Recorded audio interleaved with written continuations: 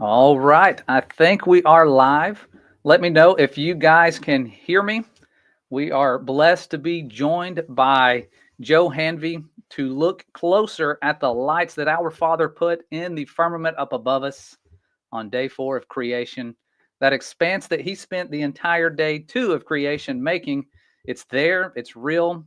There are sadly people out there who have yet to see it, but thanks to the Father and all the things he's showing us, we're able to share those proofs that it's still there. More than just having footage of it, there's things in this world that prove that it's there as well.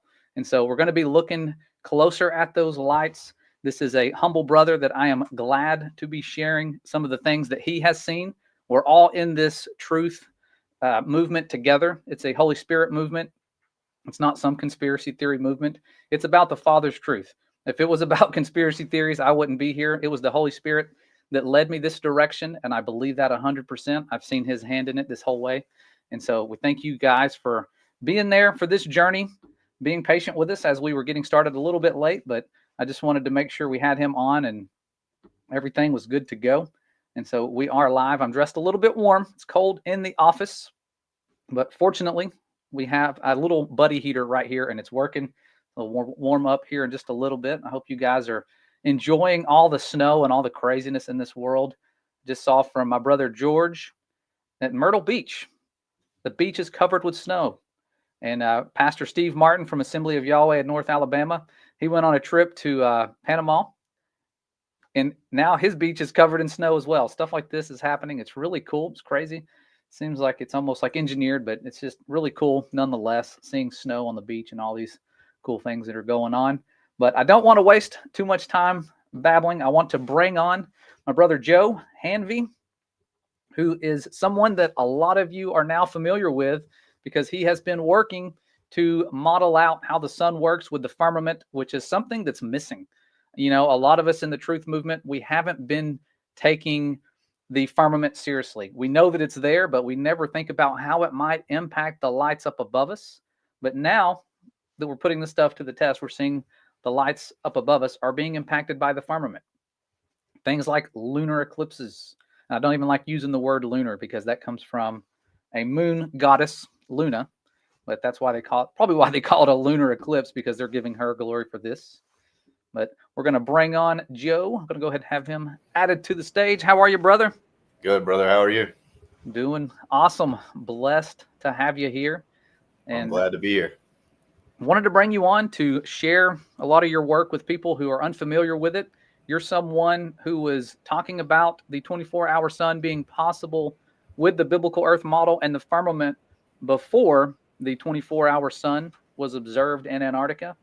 And so you had the chance of sharing that information with one of the people that was responsible for setting all that up. I don't want to say he's the only one because he was saying we, and so I think there might have been other figures involved. But you brought that to their attention before they went, right? Yes. Okay. So I thought I saw that. That was actually on his channel. So he actually was aware that that was possible. And since that stuff has happened, it's been crazy. It's been really sad. We were talking about that before we went live, that it's just been dark in the truth community with all the slandering and back and forth. And so I think it's good to have two brothers who have experienced the same type of attacks and things to come together and hopefully share some light and get people to set back when they do things out of love and out of peace when they're dealing with other people, even if it's somebody who's attacking you. That's really hard to do, by the way. I've had that happen, and it's hard to do. But you want to go ahead? I just let you share your testimony a little bit. What brought you to the truth of biblical cosmology in the first place? For anybody who has yet to see Joe Hanvey's work and the things that he shared, I'm just now finding it. So a lot of things I'm seeing are blowing my mind. He's taken some really good photos and things of what's up above us. But I'll let you go ahead, Joe, and share a little bit if you want. Yeah. I would say my journey to truth really began around 2004. Now, that wasn't at that point. That was just like me trying to figure out, okay, if there is a creator, who is he? You know, which one is he? Yeah. Who's right? Which version of scriptures are actual scriptures, or are there any? And it led me down the path of just studying all the different world religions, from Scientology to Buddhism to Taoism to Hinduism, Islam, Christianity, uh, the Protestant movement, the Catholicism, all these different types of religious beliefs. And that's really what started my journey. A couple of years into that is when I realized, wait a minute, Jesus is who he said he was. His word is accurate. He is the real one. Um, and that's when I really surrendered my heart to him at that point. He led me down the path from there to where I'm at today by pursuing apologetics. So one of the life verses that really hit me hard was 1 Peter 3:15, and that is, be ready to give a defense to anyone who asks a reason for the hope that's in you with meekness and fear. And then, Jeremiah 33:3, Proverbs 4:7, Proverbs 25:2, all these different verses that just tell us to seek wisdom, to seek understanding, to seek truth, to look for the things that God has hidden, all those different things. Around sometime between 2009 and 2013, 2012, 2009, 2012, I want to say it was probably 2011, 2012 was when I really started figuring out the earth was most likely flat. Oh, wow. Sometime around 2012, maybe as late as 2013, I accepted that fact.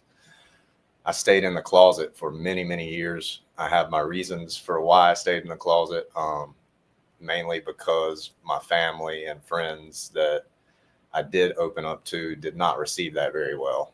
And, I was just trying to keep the peace between them. And I kind of agreed with what they were telling me at the time, that it wasn't that important. It wasn't a salvation issue. It didn't really matter. What could we do about it? And the more time that went on, I just realized that all that was BS, and that it does matter. It's important. If we want the next generation to know truth and to be the great minds of the next generation, we have to teach them truth. We can't teach them lies. So it's super important. And I just looked at it like, if I had been married my whole life and, 20 years into my marriage, 30 years, 40 years into my marriage, I found out my wife had lied to me my entire life, that would be super important to me.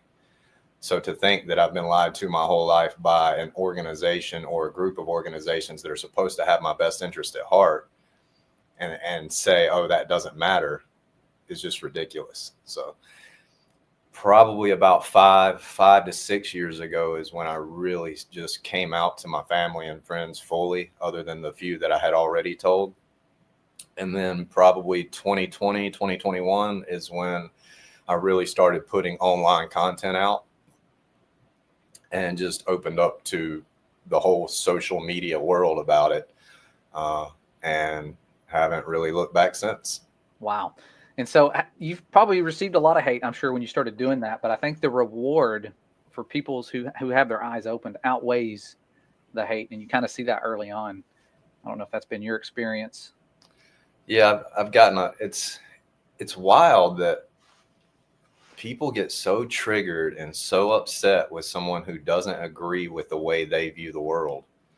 Like it really shows how mentally ill we as the masses are, because we've been lied to our whole lives.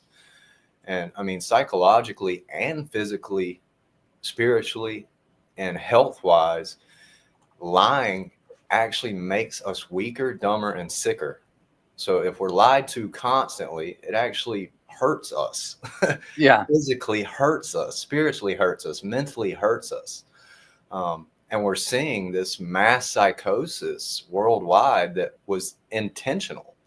They wanted mass psychosis to bring about what we're seeing now, and all this darkness and all this hatred towards our fellow man. And we're, as believers, we're taught against that. Even if we know someone's our enemy, we're told to bless that person, to speak life over that person.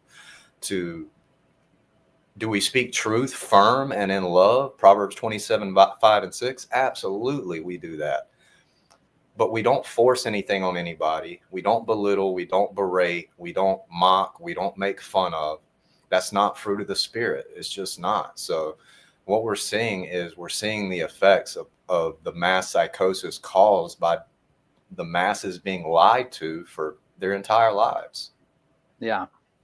Yeah, it's powerful. And that's the thing about the lies. I've noticed, like when Dave Weiss was talking to that lady who was 100 years old or around that age, her name was Ruth, and she saw the truth. She cried. She felt peace. She felt joy. She felt love. I've never seen someone do that when someone's like, "Hey, did you hear about the Big Bang explosion where nothing made everything and you don't matter?" Like the truth brings peace and comfort, and the lie brings sadness, aloneness. You feel distance. I remember how much distance I felt from our Father whenever I would lay there at night and just think about how many light years away just the stars were. And so I'm like, he's got to be further away than that, you know? Like there's just so much distance, and you would think about that and it'd make your mind hurt. And so yeah, like knowing that when I was going outside looking up at the sky, that I was looking up at the firmament. You know, I was looking at lights that were there for appointed times. They were for signs. They were there for a reason. And once the Father showed that to me, because he was trying to show it to me, and it wasn't as early as you, I think it was 2017.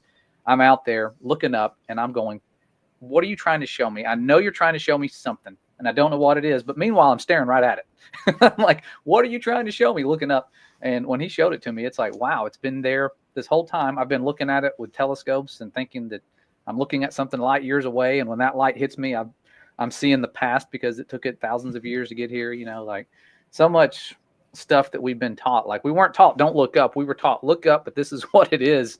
And don't even worry about the firmament, you know, that's not there because we can land on the moon. Yeah. So yeah, the lies bring a lot of darkness, and that anger that you talked about that kept you from coming out in the open with your beliefs. There's anger attached to the lies.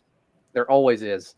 And that's how I can almost gauge if I'm wrong. If I, like when I used to argue with my wife about things with the Bible, the things that I got really mad and triggered about, now I look back, those are things I was wrong about. And I was angry for no reason. Now I'm looking at it going, why was I mad about the Sabbath? Why was I mad about things that she was talking about? Like, why? It was a commandment. Why was I upset about it? Why did, you know, I didn't have a logical reason to explain why I was mad at the time, but I was mad, you know? And I think it's that there's like an angry spirit that comes with the lies. It's like it's attached to them. And that's why people get so triggered. Yeah, I often say that the things that trigger you are the things you should go look in the mirror about. Yeah. Most often. Now, there is such thing as righteous anger as well, but for the most part, if you're getting triggered and anger is coming from that trigger, it's most likely a you issue, and you need to go to God and the mirror and work that out. Yeah. Yeah, for real. And I want to pull up real quick. I've got the video, but I don't want to share it. I want you guys to go there on his channel and look at it. He's got a model that can demonstrate the 24-hour sun. And it's really cool because he's factoring in the firmament and doing things that a lot of us didn't think to do. And now people are going back and finding out that the firmament does matter. The way the lights move within it does matter. The heavens are immeasurable. We're not able to measure them and tell you the height. The Bible tells us that. But he's been going out, Joe has, and filming things in ways that are extremely high quality. I was going through his Facebook photos and just looking at some of the stuff he shared, and he's got a really good setup, really powerful telescope. Looks like he even had like a P1000 or a P900 set up. I don't know. Was that what that was on the right by the truck? Yeah, it's P950. Oh, P950. I didn't even know that was a thing. I thought they went straight from 900 to 1000, but that's pretty cool. And so you're filming these things, these lights in the firmament of the heaven, and it's impressive. Like this right here, this reminds me of when they talk about coming back with the clouds of heaven, you know, like the clouds of heaven would be the clouds of the firmament. And these look like clouds to me. When I look up at these, I'm thinking, wow, this looks like clouds, not a bunch of stars in the shapes of clouds. Like it actually looks like some beautiful clouds up there with lights intermixed. I mean, this is gorgeous right here. And so you took these, right? These are your like photos that you took? Yep. Wow. Yeah, the first that last one was IC 434, which is the Horsehead Nebula. Yeah, that's the Horsehead Nebula. Wow. That bright star that you see, the biggest bright star, is Alnitak in the belt of Orion. And just Wow. below that is what's called the Flame Nebula. So it's the Horsehead and Flame Nebula. And then the next one was Orion's Nebula and the Running Man Nebula, which is just below Alnitak in the constellation Orion. Wow. That is cool. As I know, to us, these are lights in the firmament, but to the powers that shouldn't be in all the Bell worship and all the things, they're always in that Orion pose, I've noticed. So I feel like Orion, to them, the Father talks about not making graven images of the things up above us, but it's what they've done throughout time. They've taken these stars, they've brought down and made images that match them. They've taken, like they've done so many different things. But looking up and seeing these lights in the firmament for what they really are, it's really spectacular. And one you took, I wanted to ask you about this one because I didn't even see that this thing had a lot of likes. The one on the left, somebody commented, they're like, I'm in tears. This looks like a stairway going up. And I'm like, I agree. That looks spectacular. I've never seen anything like that. What is this? This is really, beautiful, honestly, on the left. Yeah, the one on the right is my personal pick. The one on the left is another astrophotographer's pick of the Comet Atlas. And it does absolutely look like a stairway. But in that particular post, I posted several shots from several different astrophotographers that all have that same kind of phenomena at the core. And I just think that's interesting. Like, yeah, I wouldn't put any claim to it. I just think it's very interesting. Yeah, I know. That's the thing. I've had my theories about comets since the beginning, and it sort of shifted. And when I saw the picture on the right that you took, and you see almost like there's like a light beam almost traveling through a medium, and then the light radiates outward. And with comets, when I look at them, and I tried going back in the early days and finding photos, there's another one you took of it, and it almost looks like somebody's poked a hole in a layer, and there's light shooting out of it. That's what comets look like to me when I look at them. And this right here, that's just spectacular. Was this the most recent one? Or yeah, I'm pretty sure all these are the Comet Atlas. I'd have to go back and look at the actual post, but I'm pretty sure they all are. I think what I was trying to do in that post was just kind of give what I was thinking about what I'm seeing and kind of educate people on what they're seeing. Like the big tail is not the direction. It's not traveling away from that. It's traveling towards that. The small little beam of light that you see leading to the core from beneath is the direction it's going away.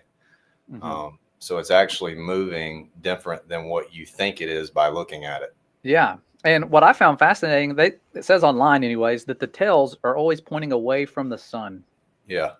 That right there to me is fascinating because I was looking at, a flashlight shining through a medium like you see here, and it looks a lot like a light radiating outwards through a barrier. And when you go back, and I was back in the early days, there wasn't a whole lot of really good photos back in like 2017, 2018, but I found this picture of a comet here, and I thought, wow, it looks like there's light radiating through a barrier, almost like they've opened up to let light shine in. And then I found out that the tails always face away from the sun. And I just thought, how cool is that? Because if there were multiple layers to the firmament, and the sun had something to do with these comets, maybe they're kind of like how the moon gets its light transferred from the sun, according to Enoch. It would be really cool if the sun was somehow involved with these things. And they seem to be for a sign and an appointed time for sure. And so I just thought that was really, really cool imagery that you had, because you can almost see like the light trying to travel through some sort of tunnel. Then it just blasts out. Like, that is really good footage. I don't think I've ever seen any like that. So good job with those photos. You guys, it's on his Facebook. I went on there and was stalking and getting all these things and looking at them a couple weeks ago when I asked him to come on. And so, wow. Yeah. Thanks for sharing your work. This is really cool.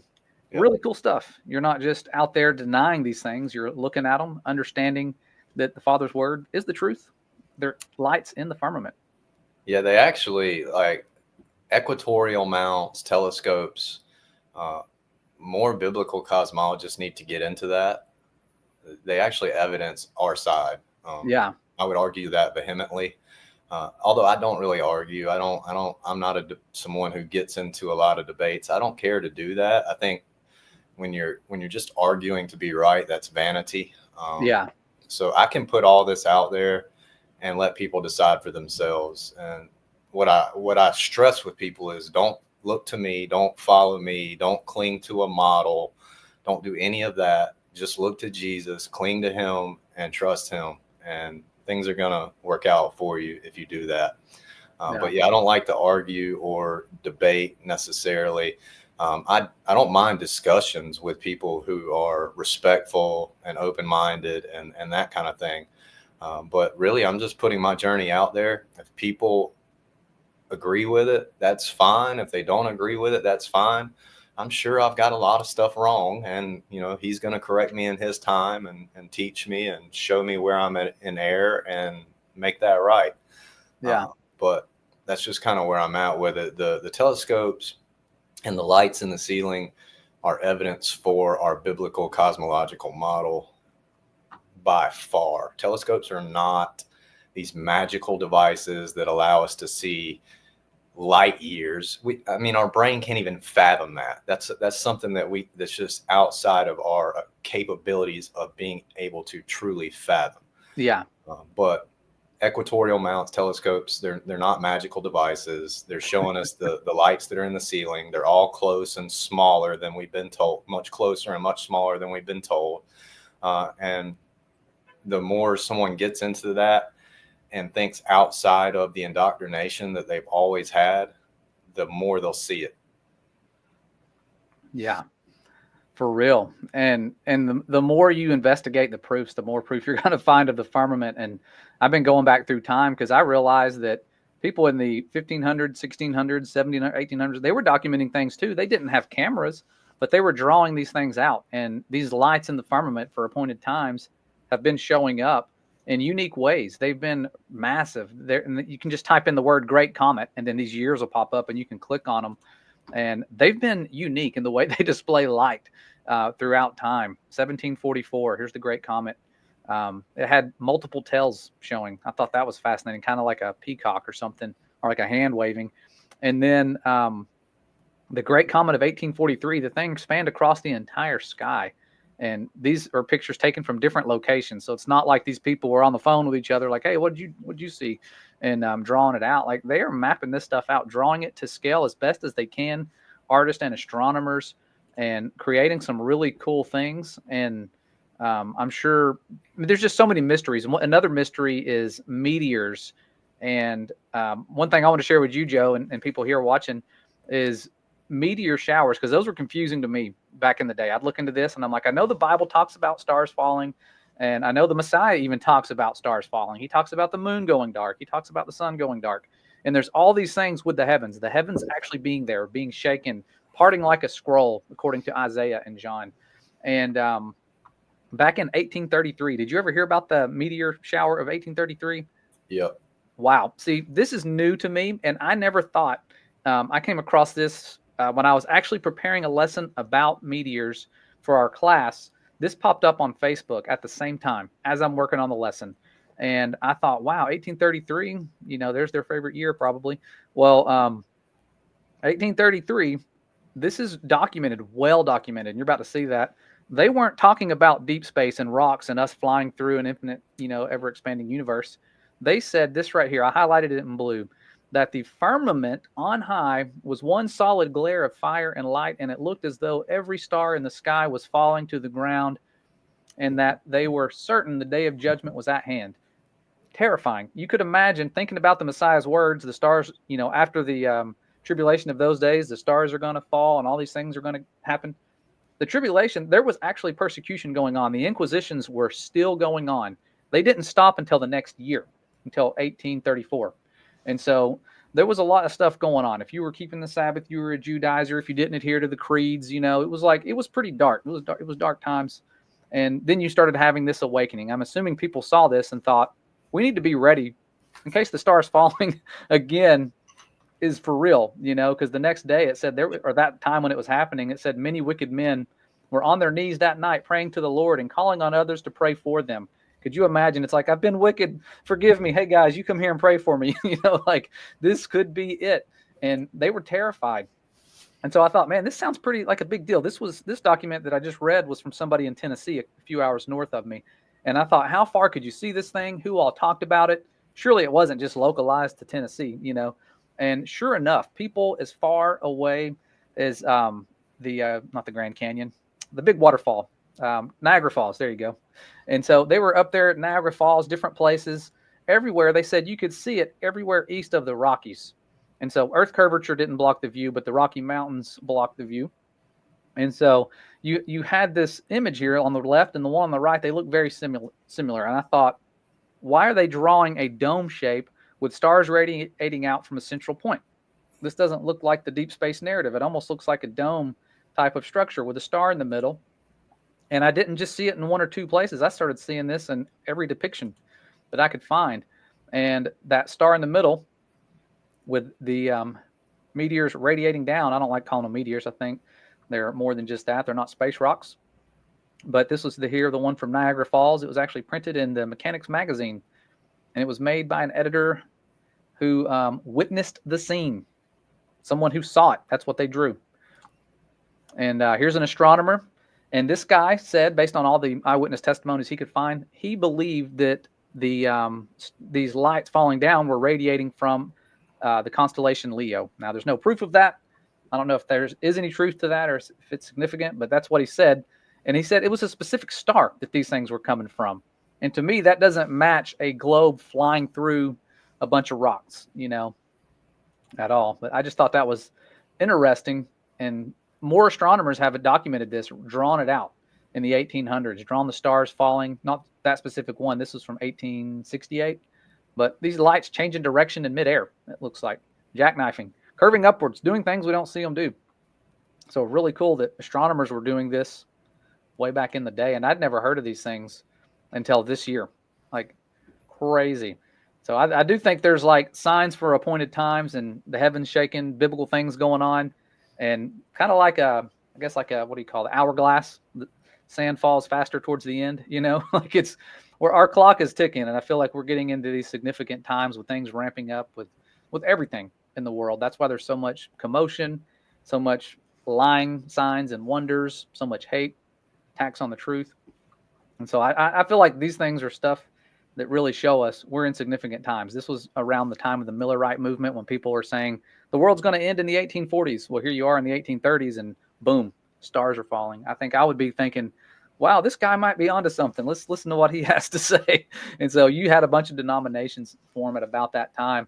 So I think it's cool stuff to investigate, but definitely we could rule out that we don't have a firmament. I mean, there's no way to rule it out, even with things like lunar eclipses. I know you've probably documented this. Did you get the one in 2014 that occurred? Did you film that one?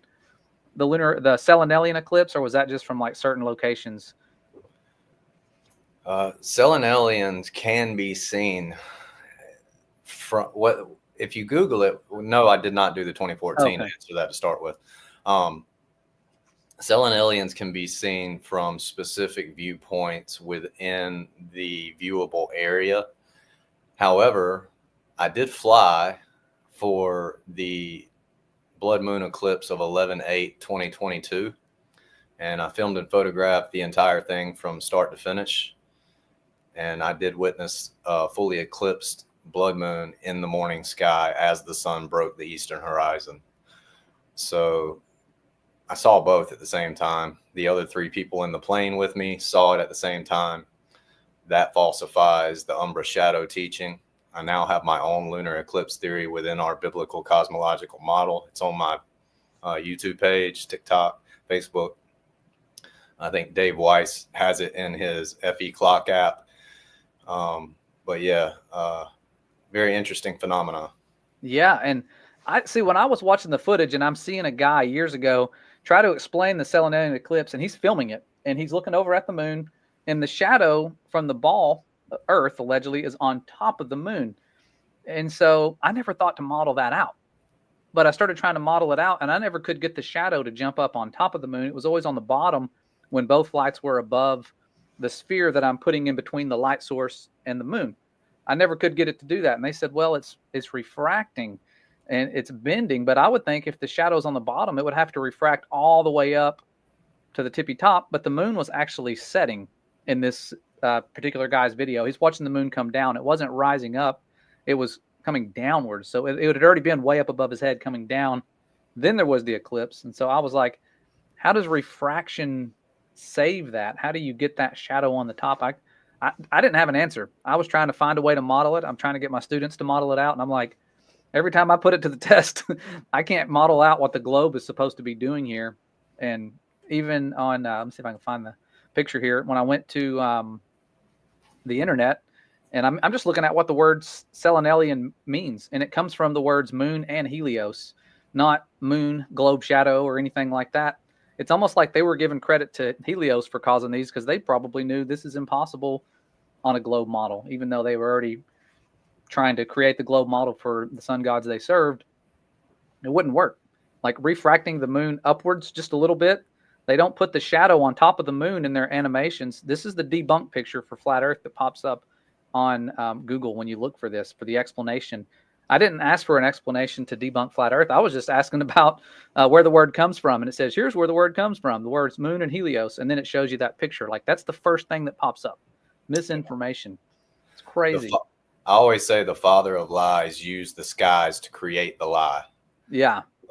That he used, and even as far as like the celestial objects that we take pictures of telescopes with, that so many, and unfortunately, so many of our brothers and sisters are screaming fake, fake, fake, CGI, CGI, CGI, and they have no clue what they're talking about. Yeah. And I get it. I understand it because those things were used to lie to us. Yep. But just because they were used to lie to us doesn't mean they're not true. That's what Satan does. No. That's what he's done since the garden. He's always used a little bit of truth to create his lie to bring about his deception. And that's exactly what he's done. He's used the skies to build his lie. Jeremiah 31, actually, if people would go to read that, where God is basically challenging Satan. He's like, if you can pervert the ways of this world, including the heavenly bodies, then I'll forget my children. And he's saying so rhetorically because he knows he can't do it. But Satan has literally tried to do that in a non-physical sense, in an intellectual sense. He's perverted all of it. And he used the celestial bodies to do that. And he used the beautiful designs, tapestry of the firmament, the decorations of our creator in the firmament to deceive us and make us believe in outer space when it's really just the firmament. Yeah. To hide the firmament. That to me, that seems like the biggest goal, because if that thought's even appearing in your mind, it's going to ruin your ability to be deceived. Because that idea of a expanse above us was never presented to me, not even one time, not in church, not in science class, not, oh, they used to believe in this. Instantly we're brought to the idea of the ignorant people believed in an edge, but the smart people believed in the globe, and they went out and sailed around the globe, proved it was a globe, and that was it. Case settled. And I just went all my life and thought, all right, these smart sailors proved it. I didn't know that when Christopher Columbus was trying to go on his missions, because that's the person I was told was the globe warrior, which he never even circumnavigated, but they were afraid he was going to fall off the edge, and they were trying to stop him. And he's like, I'm going to go on. I'm a globe believer. And I didn't know until I started going through the writings that they were actually afraid that if they went that far, you know, you had opposition. You had biblical earth believers who believed in the firmament. And then you had globe believers who were afraid that if they went too far, they couldn't get back because of the curvature. Like stuff like that, to me, we should have been taught. But no, we were taught this like bogus version of the Columbus narrative. Like he was quoting the fourth book of Ezra to get funding. The fourth book of Ezra says the firmament's founded on the waters. You're not going to fall off the edge, basically. There's 7 parts land. And so when he saw that 7 parts land, or 6 part land, it's in 7 parts, but 6 parts you've dried out, I think is how it's worded. And so he's like, we're missing an entire continent on our world maps. I'm going to see if it's there. You know, like he believes in the Bible.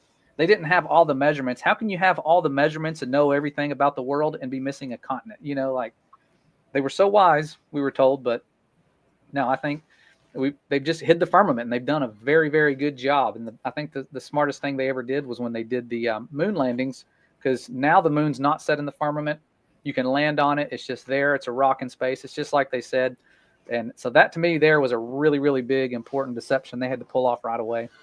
And so, yeah, it's crazy the things going on now with the 24-hour sun and And what makes it seem crazy to me is, why is it just now coming out? Like, it's like, did they hide it intentionally? You hear about it when you look at Admiral Byrd going to Antarctica. They're like, oh, it's 24 hours of daylight here. But like, no one ever really filmed that perfectly like they did up north. And then now it's like, here's crystal clear footage of it for the first time almost in history. It's like, it's crazy. You can't find who was the first person to see it. Like, I tried looking that up. Who discovered it? Like, that person should have got like some sort of reward. It's like, he's the first guy to see the 24-hour sun. You figure he would have a statue on Mount Rushmore, the globe prover guy. Prove the globe by seeing the 24-hour sun. Like, you just don't, there's not a whole lot of material on it and not a whole lot of video until now. Allegedly there is. It is strange that they gave us deceptive footage of it, kind of like we've seen so much fake stuff that we can pinpoint fake stuff right away. And now I think we've gotten so confident in our ability to pinpoint fake stuff, everything's fake.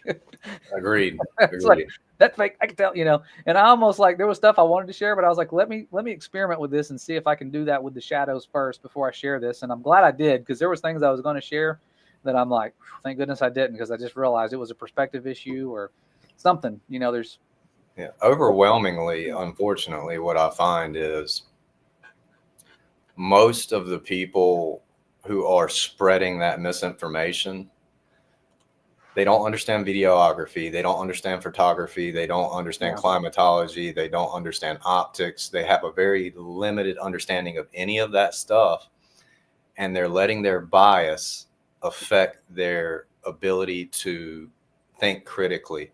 And what I mean by that is they are watching one-sided hit pieces created by the flat earth community that they respect, that aren't giving them the full story, and they're not searching anywhere else. They're just looking at that and that alone, and then they're forming their opinion off of that. And that's what's led to a lot of this. It's just poor research, poor study, poor critical thought, lack of patience, lots of things. And I'm not trying to be mean. I mean, that's easy for any of us to fall into. We just have to force ourselves to really stand on truth and be patient and test all things. Like you said, you went out and actually tested some of it. I recommend that to everybody. Test things. Don't just listen to some content creator's edited version of what he claims is reality because you like the way he sounds or the way he presents stuff, or she. Really smart people can make things sound really good that are really dumb. Yeah. Yeah. It's just the way it is.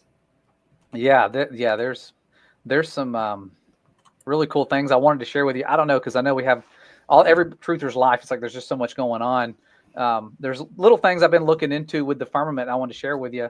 One of those is the size of rainbows. If there is a correlation between rainbows and the firmament, which a lot of people think there is, some people say it's crazy madness.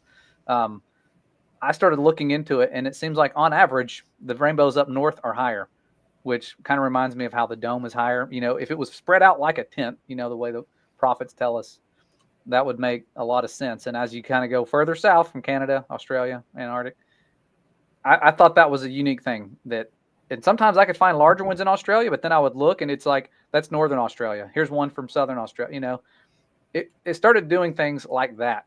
And it kind of went along with some of the other stuff we were looking at with lightning sprites. I'm sure you've probably seen that phenomenon with the lightning sprites.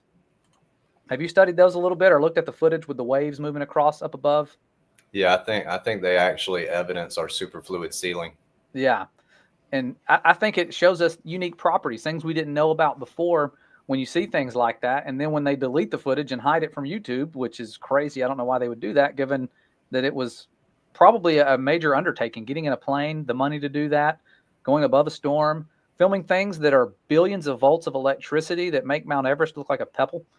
And these things reveal it's a plasma phenomenon, they say, that there's a barrier up above us. And this is what I think is cool, because it reminded me of your work, because I had a plasma ball lamp that I got this summer, and I did not realize how much sprites mimicked the plasma ball lamp phenomenon. And when you try to replicate this phenomenon in any other fashion, because this is a plasma phenomenon, this is invented by Nikola Tesla. He invented the plasma ball lamp. And what's really cool is that it works perfectly to replicate the same type of color, the same look, and you can interact with it by touching it, and it makes the lightning bolt. And the Book of Enoch talks about stars correlating with lightning, that some of them can rise up and change their form, or no, they don't lose their form, but they can rise up and help cause lightning. And as I'm thinking about that, it sounded like science fiction until I saw the lightning sprites, and you would see stars twinkle just a little bit right before these things happen. And I thought, well, can we replicate the lightning sprite phenomenon in a lab? And not realizing we already have right here with the plasma ball lamp. And then I thought, what if you break that barrier? Will these things work? Will it do what it does? And no, it doesn't. When you break the lamp, if you crack the glass, if you break the barrier at all, it doesn't work like in the least. Like, it's not going to make this beautiful spark. Now, you could take a piece of metal and touch the core and get like a little spark, kind of like when you're trying to light those little electric lighters, that kind of spark. It's a spark like that, but you don't get the phenomenon right here unless you have a barrier up above you. And so I think, to me, that is one really impressive proof. And I think the King of Random does an experiment where he smashes it and it blows open. He had a massive one. He had a $500 plasma ball lamp, and he broke it for the sake of a video. And I think it's for a good cause, because it shows us those things work, and it was still getting electricity, and then they don't as soon as you break the barrier. And so really cool seeing that phenomenon. I was trying to see if there's anything else I wanted to share with you, because I know I had something. Let me see. Talking about the 24-hour experiment, things that don't change. And I thought this was cool. I didn't even know this. I was talking to Dave Weiss. He's trying to get everybody together, be a peacekeeper, and share some things. And he says, I was asking them, why were they flying so low going into Antarctica? And they said, well, we were just looking at the mountains. And so I looked up while I was having the conversation. I was like, I wonder if planes fly lower in Antarctica. Maybe there's like a reason. And I looked it up. Planes fly at a height of about 10,000 feet in Antarctica when they're above the continent. They have to drop in height. I started going to their flight manuals, and their flight manuals verify that you have to drop dramatically. Like, when you're going to the shoreline, when you get there, you're going from like 30,000 feet to 20,000 feet or something. I can't remember the exact numbers. It's in here somewhere, but really, really low. And I found out that their air pressure there is really low as well. And it's one of the lowest air pressures in the world. And so I started thinking about a lesson we did with Creation Standard, talking about air pressure, because you probably understand that at sea level, there's greater pressure, right? There's more air up above your head. And to me, it started making sense how our Father created this world for his life. When he put us on this world, he made his beloved creations, his people. He gave them what they needed. He master engineered everything, even the air we breathe. He made it a specific density so that it wouldn't come out of the trees and be like helium, and go, whoop, it's gone. Then we would all die. If he wasn't the best engineer in existence, we wouldn't be here. But he engineered everything down to the air we breathe to not only have a density that's the way it needs to be for it to stack up where we live. It goes to the lowest depths that we can go, and it goes to the highest heights that we can go. And it has a gradient. When you get above that, the other gases that are less dense are going to stack up on top. Gases like neon, gases like hydrogen, helium, they're less dense than air, and they will float, but helium will not float in a vacuum chamber. Will not. And so our balloons only go to a certain height. When they run out of the air that our Father designed for us to be to a certain height, they stop floating. So they stack up based on their density. Sulfur hexafluoride is going to be at the heaviest gas. It's the one that when you breathe it in, your voice gets real deep. That's down. You find it in hydrothermal vents. It's way low. It sinks down as low as it can go. And so you have this air pressure. When there's more air above you, higher air pressure. You go up in an airplane, there's less air above your head, right? Less air pressure. It makes sense to me when I see this visual that we put together. It's like, okay, I think that's understandable. Most people can see that and go, gotcha. That's why air pressure changes as you go higher. And so I'm looking and thinking, if there's a firmament and there's less air above you in Antarctica, air pressure would be lower in Antarctica. Here's an air pressure map of the world. Look at Antarctica. like I think, in my opinion, that shows us that there's less air above your head in Antarctica for a reason. It can't go as high. There's a firmament up above us. And so it's things like this, I was telling you, Joe, that just keep pouring in. You see stuff that just makes sense on a biblical earth. And the 24-hour sun, it's only going to make sense if there's a firmament up above us, the barrier that people are denying right now. So there's just so many cool things like that just keep surfacing as you look. And I'm sure you probably had the same experience where you keep finding all this stuff. Someone said, is this a flat earth channel? It's a biblical earth channel. The earth is just dry land. Oops, I lost their message. I tried to click it. It went away. But yeah, we are a biblical earth believing group of people. Most of us. You don't have to believe in the biblical earth right now to join our fellowship. You can believe whatever you want. We all start somewhere. Just look at the evidence, put it to the test, see if what we're saying holds up, see if what the Father says is true, and you'll find out it is. So yeah, earth is just dry land. You can hold it in your hands. You can have many different elevation changes. All right. But yeah, I thought that was fascinating stuff. I wanted to share it with you because I know with your research and everything you're doing, it helps to have more data points to go, okay, that matches what we would expect. Yeah, I mean, fundamentally for me, few things. One, the way we're taught from the day we're born, we go into the scriptures reading it with an eisegesis type of perspective versus an exegesis type of perspective. So we're reading into it what we've already been told versus reading out of it what it tells us. But fundamentally from the start, the biblical cosmological model is far better than any other model because we have a container. Yeah. And everything needs a container. Water needs a container. Gas pressure needs a container. Light needs a container, a medium, and a charge. We have all of that from the start fundamentally. So from the very start, Occam's razor is in our favor because we have less special pleading for our system. But yeah, as far as the layers go, I mean, when we look at everything from fluid dynamics, everything adheres to fluid dynamics basically, and everything stratifies. Yeah. From sediments to gases to everything stratifies, and it stratifies into horizontal layers, which is just amazing. So, and it explains everything. And they've been telling us this just in a different way. They tell us that these horizontal layers, the thermosphere, the ionosphere, the stratosphere, all these are wrapping or convex around this ball when they're not. They're just layers within the container. Yeah. And when you get to a certain point, okay, so helium, for instance, is one of the lightest gases. So it's gonna rise up, it's gonna go high. And what I believe is like all the gases, the noble gases, including helium, actually rise above and they fill the top of the container. And we can look at I think it was the Go Fast rocket and the temperatures that it recorded. I believe it was a Go Fast. It recorded like negative 450 something degrees at 73 or 74 miles high, however high it went. It didn't hit anything. All of our fellow brothers and sisters, biblical cosmologists, flat earthers are saying it hit something. It did not hit anything.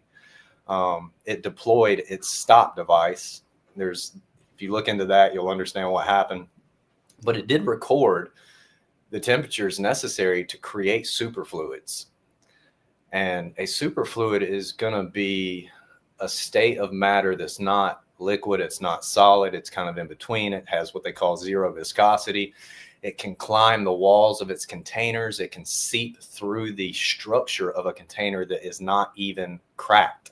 So it can actually seep through the atomic structure, I guess is a good way to put it. So if you think about that, if we have these super ionized gases that have created a superfluid that fills the top of our container, you have a container within the container. You hit that with an electromagnetic charge, which comes from the Earth system itself, and you get light. So fundamentally, we have the container that gives us everything we need from the start. That puts Occam's razor in our favor. To me, that's very, very simple, basic, and very cool because it backs up the scriptures and what they tell us. The more we study, the more we find out that the scriptures are 100 steps ahead of us and we're trying to catch up. Yeah. Constantly. Yeah. So millions of steps ahead of us, and we're trying to catch up. Yeah, we're not even close, guys. The words that our Father wrote down, the things that he did at creation, he knew his creation. He still knows it better than anybody ever will. We'll never figure it all out. We don't even know what 99% of like DNA does. We thought we did, but now it's like, oh no, just 1% does this. We don't know what the others do. But yeah, even things like the chromosomes you have, our Father knew that when he used the analogy of the olive tree and you being grafted into it. The olive tree has 46 chromosomes. The Bible is more than a science book. It's for a reason, because we have 46 chromosomes, and there's prophetic things there, and it's scientific as well. And it's our Father's a master engineer, and what Joe was talking about, what you were talking about, was things stacking up and that helium going up, and the worldly version of it, helium just gets sucked into deep space, but not if it's attached to a balloon. Only if it's just regular helium. You put a balloon there, it's just going to stay where it's at. It's not going to go into space. But we could tell with balloons, that's nonsense. They only go as high as they can go, and they stop. And the highest balloon on record was 33 miles, I think. 33.333. Nothing odd there. No, that was that's as high as they can go. 33.333. Maybe that's why they like that number. They found their limit with things like balloons. And so, yeah, helium. If things did layer like they say, and helium gets sucked up into space from the vacuum, why doesn't it go after neon? Why doesn't it go after oxygen? It can't be selective. The space vacuum can't be selective. It's going to go for anything and everything, not just helium, because it likes to talk funny. It's not how it works. Yeah, well, yeah, and I mean, a pressurized atmosphere next to a near perfect vacuum without a container violates the second law of thermodynamics, which basically, to simplify, just means everything seeks equilibrium. Yeah. And we don't have that. We would have already, we wouldn't have an atmosphere if we're on a spinning, floating, wobbling, tilted, water covered space pair. Like it would be gone. We wouldn't exist. That is pseudoscience to begin with. I mean, there's so much special pleading to even get that to supposedly work. It doesn't work. Yeah.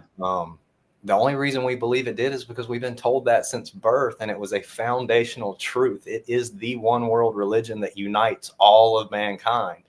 And as men, we are super egotistical. And if you challenge a foundational truth that unites us all, we're going to fight back pretty darn hard, because cognitive dissonance is going to kick in, and it's going to get ugly. Until, there's always a breakthrough point with most people, where something, someone, some instance or something gets through, and then they start realizing, okay, wait a minute, let me look at this a little deeper. And those are beautiful moments to see in people when they get to that point, because you realize, hey, that's really the Holy Spirit working in them and bringing revelation to their heart. Just like I think it's in Daniel when he says, knowledge is going to increase in the last days, that he's going to reveal things. And we're just seeing it. We're seeing knowledge increase out of nowhere because it's being hidden from us. Yeah. So it's not like we can just go find it. It's like it's being downloaded into us from our Father. And that's just how I look at it. Like when people ask me how I've been able to come up with this stuff, I look at it like, I explain it like he has downloaded this stuff into me. I'll be in bed, praying, reading the word, meditating on the word, or just thinking about things. And it's like I get an instant download, and I'll write it down, and then I'll go try it, test it out. And I'm like, wow, that actually works. That's interesting. Just go from there. So, but he describes our sky system very well within the scriptures, to a point to where when we model that out based on his descriptions, we can account for all the celestial phenomena that we see, and we have great answers for it. Do we have all the answers? No, I don't think we ever will. Yeah. In Job, one of the key things that God is doing in Job when he starts speaking is he's challenging. He's like, can you measure it? And he's saying so rhetorically. He's like, I've made this thing to where you can't know it fully. And that shows my majesty. It's a beautiful, Job is the very first book I ever read cover to cover of the Bible. And it's one of my favorite books to this day. But Job 37:18 Three different translations says it's like a cast metal mirror. It's like a bronze mirror that reflects heat. It's like a molten looking glass. All of that is represented in this type of structure. Yep. So you get heat from it, and people will always ask, well, how does your sun produce heat in your flat earth model? If I take, now this is not a burning laser here, it's just a red laser. But if I take my burning laser and I shine it through there and I stick my hand in there, it will still burn my hand. It still has heat transfer. Yeah. This is dome refraction, and refraction will allow for heat transfer. A lot of the questions is, well, how do they experience heat from the 24-hour sun in Antarctica? It's dome refraction. You will still get heat. Not only do you still get heat, you still get the sunspots because it's a perfect representation of the source. Just like if I take my refractor telescope outside and I put it on the sun, I'm going to get an apparent view of that sun through my telescope. But if I don't put a solar filter on there, I'm going to burn my retina out, or I'm going to burn my camera lens out. Or if I take the camera off and put a piece of paper back there at the focal plane, it's going to burn through the paper. So that refraction still transfers heat. The system is set up that way intentionally. Like he created it with intelligence that we can't even imagine. And my whole goal with the model, I want people to really understand this. I'm not saying this is exactly how it is. I would never make that claim because I'm not God, and he tells me I can't know it. But he does tell me to search things out and to test all things, and that it's okay to try to understand. So that's what I've tried to do. And what I've done with this is I have provided proof of concept, not proof of concept, that the things we see in the heavens can happen by other modalities. And that was the goal really from the beginning, was just to show that, hey, when I create something based off of God's word, off of his descriptions of his sky system, I can account for the lights in the ceiling, the lunar eclipses, the solar eclipses, the star trails, the 24-hour sun, the way the face of the moon moves across the sky relative to the viewer, the way the sunspots move across the sky relative to the viewer, why we have night and day, why we have seasons. All of these different things can be explained, and explained very well, and without special, I wouldn't say without special pleading, because when you come to creation, you're talking about, something miraculous. So there is some special pleading that's always going to be involved, but we have far less of it. Like fundamentally from the start, we have far less special pleading. And that makes our model way better. And for any believer who thinks we live on a tilted, spinning, wobbling, water-covered space pair, I'm not making fun of you. That's what they say. That's what they've taught us. We just don't really, truly understand that. But if you really believe that, and you read the scriptures, like, they are completely opposed. The scriptures completely oppose that idea 100%. Just the book of Genesis itself, the very first chapter, refutes that. Like, there's just no arguing that. And everything was made by Nikola Tesla, the one who created I've got a plasma ball right over here. If you want to know the secrets of the universe, think in terms of energy, frequency, and vibration. We find that in Genesis. He spoke everything into existence. So he is energy. His speech is that frequency and that vibration that created everything out of the waters and in the waters. Interestingly enough, our DNA is water held together by frequency in a crystalline structure. Oh yeah, they tell us it has a hydrogen bond, a water bond. Yeah. I mean, like the scriptures are so accurate, from everything from archaeology to anatomy to optics to everything. I mean, like, I think it's in Psalms, it says, as a man thinks in his heart, so is he, or maybe it's Proverbs. We found out 30, 40, 50 years ago that there's a 40,000 neuron brain in our heart that does most of the thinking. And it's actually connected to what they call the free will center of our actual brain. And it is controlling more than our so-called actual brain. And all throughout the scriptures, that theme is there, that the heart and the brain are this connected thinking unit. Oh yeah. And that from the heart is where everything comes from. That's in there. You look at laminin, our cellular adhesion molecule that actually holds us together. It's a threefold chain, or a threefold molecular structure, a three chain molecular structure that holds us together. It's called laminin. It's our cellular adhesion molecule. You can look at, I think it's Ecclesiastes 3:12 that says a threefold cord is not easily broken. We're told that Jesus holds all things together. And we look at our cellular adhesion molecule, it's in the shape of a cross. You take the first letter of the Bible, the last letter of the Bible, write it in Hebrew, right to left, you get the word for son. Jesus said, I'm the Alpha and the Omega, the beginning and the end. Like, it's never ending. The first 5 names in Genesis, you take those names, you write out the meaning beside them. It tells you the story of Jesus. You go out, you watch the sun annually move through the constellations. It tells us the story of Jesus annually on repeat every single year. He has written himself into everything, and we have no excuse. And that's why his word tells us we are without excuse. Yeah, without, definitely. I mean, even this year specifically with life science, now that I've been doing it without a script, because I used to teach in the public school setting with a script, and you have to follow the script. And it stunts your growth, because, I mean, it's like you're acting. You're an actor. You're going to the same film, the same set with the same script every single year, year after year. You're not learning anything new. And we threw away the script. And so now we're looking at intelligent design. And I'm seeing a lot of, like what you're saying, how it's written in creation. Your conception was a flash of light. When you're conceived, there's a flash of light. And that's not where it stops. The genetic code that comes together from the mother and the father is powerful, because it also right away gets to work, not just growing a person, but becoming a barrier that's going to surround you. So the barrier separates the waters from the waters. You were in darkness. There was light. Waters getting separated from waters with a barrier. When you're born, the waters have to break, just like with the Exodus. When you're delivered, you're about to be delivered, those waters part. The waters were above the firmament. When the beloved son comes back, those waters aren't coming down. They're going to part yet again, and that sky opening up, the firmament opening up, not deep space opening up.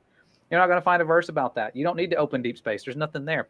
It's going to part like a scroll, and so those stars are going to fall. They're not suns. It doesn't say distant suns and massive dwarf, these giant stars. Like, we have a dwarf star allegedly for our sun, not the greater light. It's a dwarf star, guys.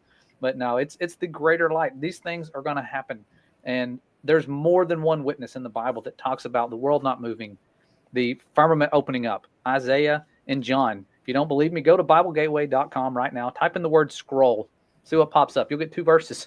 One about the heavens parting like the scroll in Isaiah, one in Revelation, depending on what translation you're using.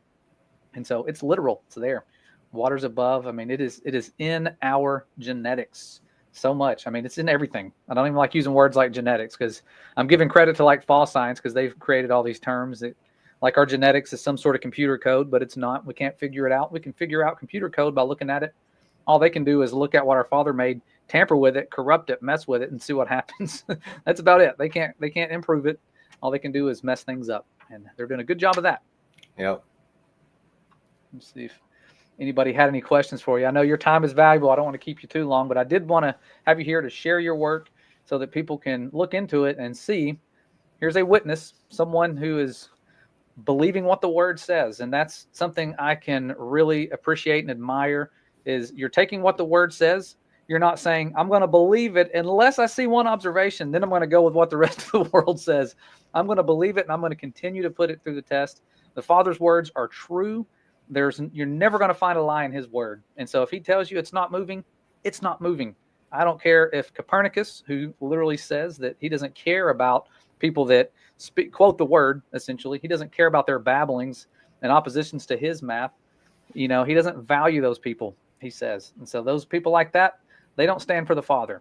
When you find the people that created the sun God model, they don't stand for truth. The people that created the geologic column, literally the notion that the world is old.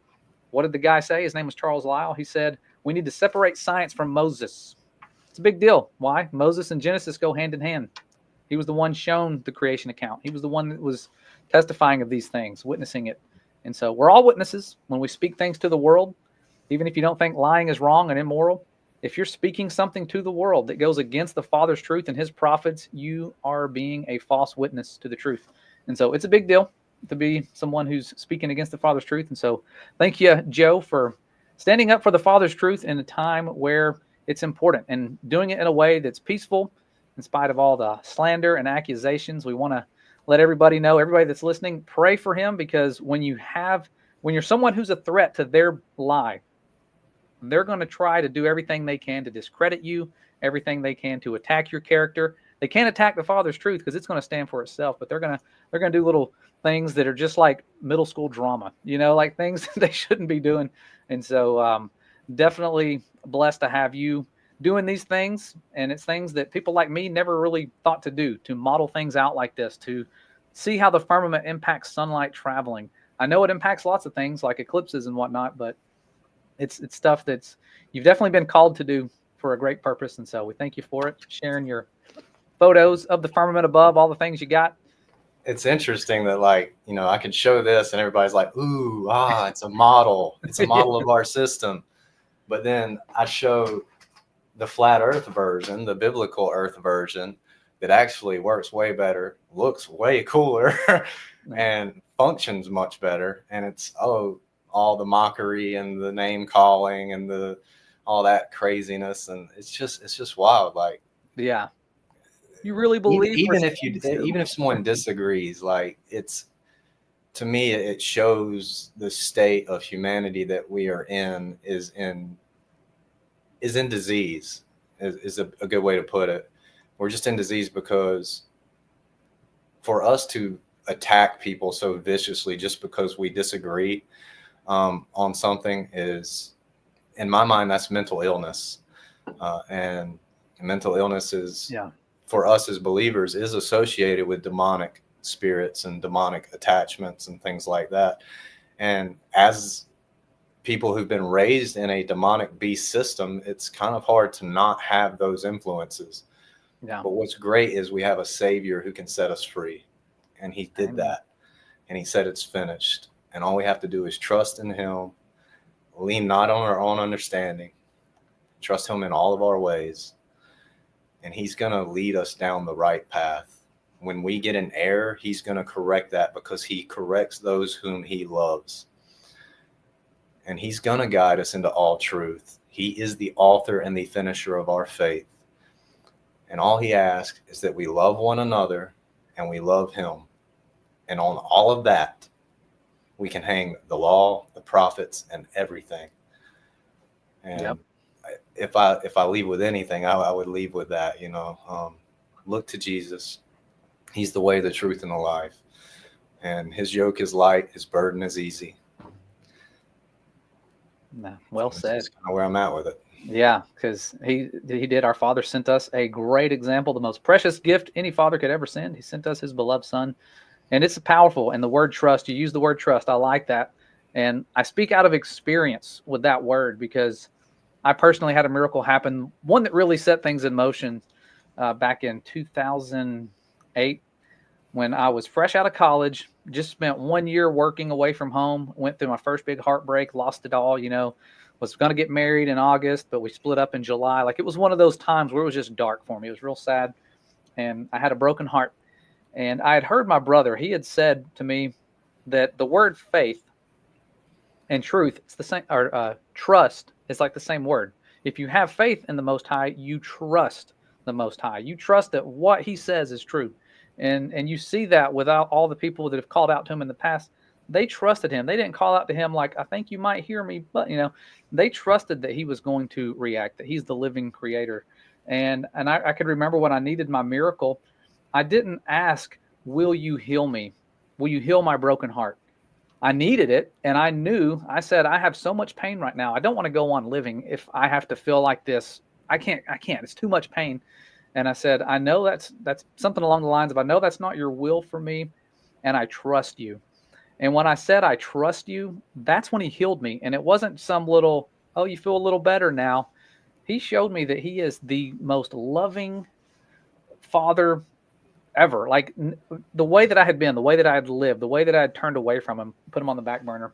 I did not expect the prodigal son return. I didn't deserve it. I thought, I'm being punished. This this creator up above us that's just like looking at me like, you're so foolish, like in my mind, the way they try to paint him out is like, you mess up, he just wants to wipe you out and punish you. And it was like, no, he never left me. I left him, and he healed me. And it was right after I said, I trust you. And so those words, I trust you, are powerful. I'm glad you brought that up.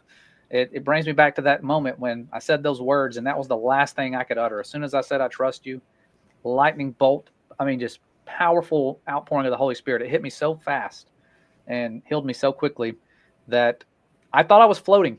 I really thought I was floating. And I don't say that as a joke. I literally had to look down at my feet. I remember being on the ground, crying like a little baby because I was having my pity party.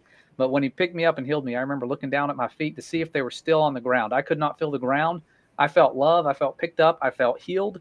And he showed me things in that moment. And it's like instant, like you're talking about like a download into your being. Like he's just like downloading this information to me. Like, I have given you these guidelines, not so that I can punish you when you mess up, but it's so that you don't die. He wants us to keep his commandments, not because he's like, oh, they're keeping commandments perfectly. Oh, look at them, like they're self-righteous. No, it was so that I didn't die. It was so he wanted me to live. I was putting the world first, not him. I was putting my job first, not him. I was putting all these other things first, and it fell away. He was still there. And so reach out to him while you can. If you're feeling loneliness, a void, heartbreak, whatever it is, he's there. Put your trust in him. So those are good words from our brother Joe. I always want to call him Joseph because we just finished reading about Joseph in the book of Genesis. And man, what a character. What a character there, showing love to his brothers who attacked him. So I was thinking about you as we're reading that. Coming out of Egypt. We're coming out of Egypt. Everything happens for a great purpose. We're where we are for a reason. Joseph was cast into a pit. It was bad. It was really bad things, but it was for a great purpose. His father was with him, prospered him in Egypt. Then he got thrown into prison for keeping the commandments, not committing adultery, thrown into prison. And the father prospered him there as well, and eventually used him to help deliver the father's people. So really powerful words, really powerful work. We thank you for what you're doing, brother. I know if there's anybody out there that has any questions, I've seen a lot of love. We've seen somebody here. What they say? God bless you, brothers. Thank you for sharing God's word and wisdom. Stay blessed. Thank you very much. Palmazic? I don't want to ruin your name. I don't want to butcher it live. I always butcher things live. But yeah, thank you for your support. I'm blessed for that. Bless you as well. Thank you guys for joining us. It's been a lot. We've talked about a lot, but I didn't have an agenda when we came to this. I just wanted, other than sharing some of the things he's been sharing with the world so that you guys can find it in this censored world. It's dark. It's censored. The people are just losing their minds right now, and it's sad. You're seeing people's faith where it was. It's what are you founded on? You got to be founded on the word. Don't let your faith be shaken by one observation. Keep letting the proofs of creation flow in. And so thank you, guys. Oh, look at that. Things are starting to light up with that model. I just saw that. That is cool. Yeah, I figured I would kind of give a little quick demonstration. Pull this up. Hold on. So you can see, I can put the sun inside too. It takes a little bit of work. Sorry about that. Let me see if I can get but you can see the day and night zone below. You see the stars rotating in the top, the apparent sun source, the actual source, the apparent sun. You can even see the hot spot underneath the apparent sun in the bottom there, the day and night zone. So very cool. Still have a long way to go to make it better and better. Lots of adjustments. And I have several other ideas on different ways to model the sky system that I think may work equally as well or even better. That's awesome. Do you have a way, that people can support this or support your cause or anything? I don't. People keep asking me for that. Oops. And I've never really considered taking money to do it. And the main reason is this: I don't want to rush anything. I want to be inspired, and I want it to be from inspiration and revelation. I don't want to rush and try to make it my thing. Yeah. Because it has never been my thing. It's just been his leading and guidance. I spent many years isolated, and now he's bringing me out of that isolation that he put me in and told me to go into. So I'm thinking about opening up like a GoFundMe for research and development, but I still have to pray about it for a little while. Yeah, well, I would appreciate it. And I like the humble spirit is what made me want to reach out to you and share what you're doing, because that is like the Messiah says, the greatest in the kingdom of heaven. It's not the ones that know the most or have it all figured out. It's the ones that are humble, humbling themselves like a small child. And small children, they look up to their fathers. They listen to their fathers, and they know their fathers are like superheroes. I remember my dad when I was young looking up to him like, this guy knows everything. A young child, be humble. It's And the, we lose that. We lose it's that the in this beauty world. of coming to this truth too, is you really start looking at the world like a child again. You just look at it through these eyes of everything is awesome and amazing and beautiful. I mean, a little kid, he goes and grabs a rock and holds it up to you with this just look of amazement in his eyes. And to you as an adult, we're so hardened that we're like, oh, it's a rock. Yeah. But he's just amazed at all the little particles that are glittering and the different colors in the rock. And he's just inspired by it. And I think that once we come to this truth, we really do enter back into that childlike mindset where we're just in awe of his creation and in awe of him. And it's a great place to be. It helps us to really lean into that trust.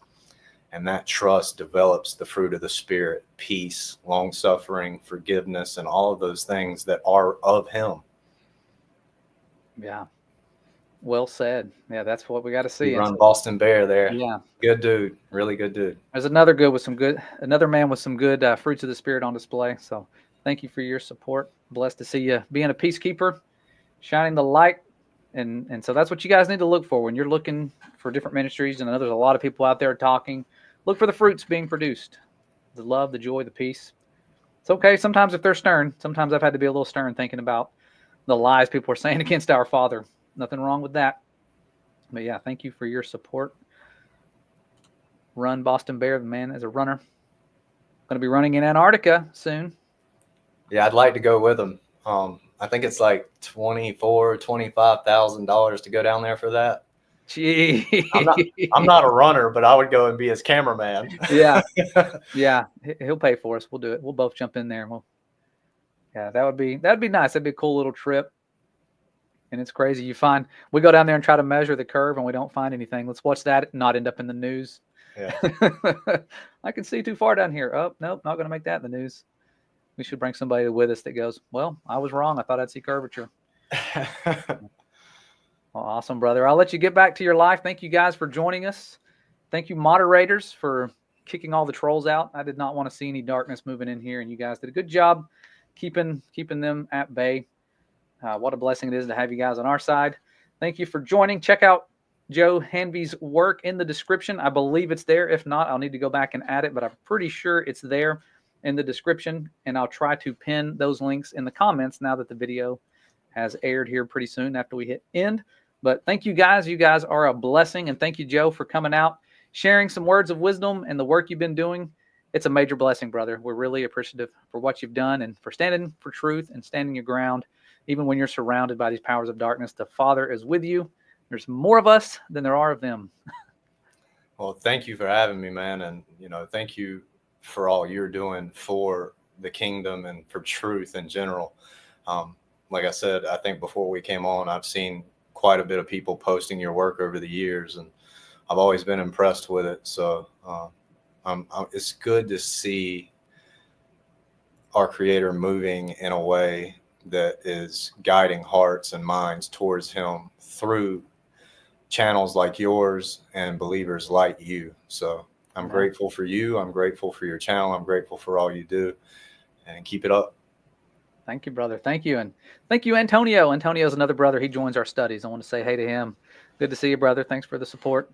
Awesome brother there. Lots of awesome brothers and sisters out there in this wonderful family. About to all be united pretty soon. After all the fake stuff happens, then we're going to be ready for the real event. Firmament opening up. That's not going to be our final observation. We're going to then probably be given quite the tour. So I look forward to seeing you guys. If I don't ever see you in this existence, this chapter, we'll see you in the next one. So thank you guys. We'll see you next time.